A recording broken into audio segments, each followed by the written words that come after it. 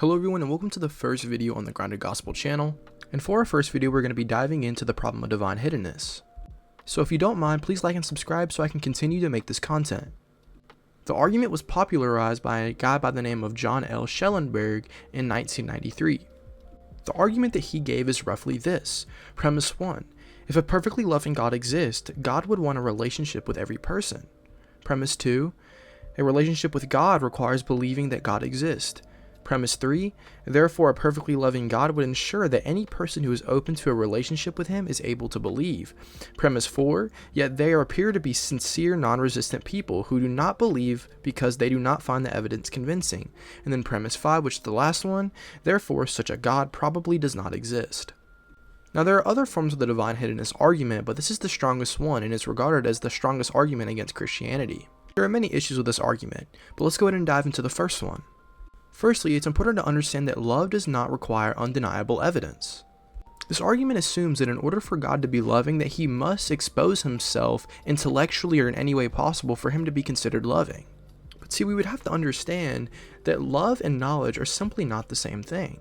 See, if God wants love from us Christians or the whole world, which he does, then there would be no point of him just merely exposing himself to you in 1 second, because that would almost be forced on, and it wouldn't exactly entail a loving relationship from you. A great example of this is that in the Bible, the demons know that God exists, but they still despise him. So what makes us think that us who are merely sinners would do any different? Now, one of the main issues of this argument is the problem of non-resistant unbelievers. It's this idea that if there's people out there who are genuinely seeking God that just don't believe, they're trying everything that they can, they're asking, hey God, can you please reveal yourself to me? God cannot justly condemn them to hell. And see, that's a good point, but how are we going to judge that people are non-resistant to even begin with? See, us as people are constantly being influenced by the things around us, so how are we 100% sure that that isn't the thing that's actually causing the resistance? See, psychologically, resistance to something isn't always obvious. Things can be subtle, and so that creates some uncertainty in this claim. Belief is just so complex. It's really hard for us to even establish resistance and non-resistance because it's so difficult and it's so complex. An epistemic objection to this premise is, how do you actually know that there are non-resistant unbelievers? It's not like we can go into someone's mind and comprehend everything, therefore this premise is really hard to establish to even begin with. And the second point is, what is the point of hiddenness to begin with? While on paper it seems great for God to just appear to himself whenever you need, it doesn't really allow for as much growth as you think. So see, with God being hidden, it creates a lot of opportunity for moral growth and humility.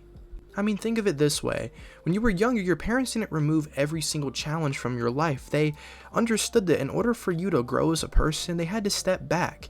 And you got to think about that in the same way with God. Because it very well may be the case that epistemic distance is exactly what leads to spiritual growth. The third point is that God has already revealed himself and made himself clear. There's evidence spread through creation, the evidence for the resurrection, manuscripts, all of these things combined creates really strong evidence for the faith to even begin with.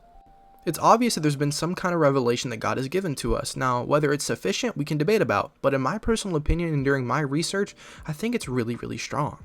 And the fourth and final point is that this argument is assuming that we know what a perfect God would do. Because if God has vastly greater wisdom than us humans, then how can we assume that we know what a perfect God would even do? The lack of us being able to give a good reason for his hiddenness doesn't mean that there is no reason for his hiddenness. See, overall, this argument is one of the stronger ones against Christianity, and on the surface it seems like it is really powerful. But once you do more research into it, you realize that there's many issues with this argument, and it's not as strong as it seems. And that's only 4 points against it. I would be here for hours and hours if I wanted to speak on the rest of them.